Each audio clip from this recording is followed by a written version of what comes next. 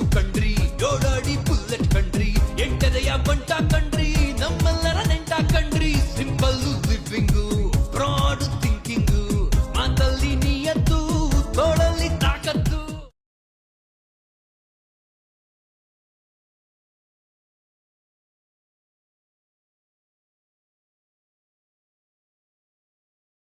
ನಾನು ನಿಮ್ಮ ಪ್ರೀತಿಯ ಕಾಮನಕೆರೆ ಉಂಡಿ ಗಿರೀಶ್ ಗೌಡ.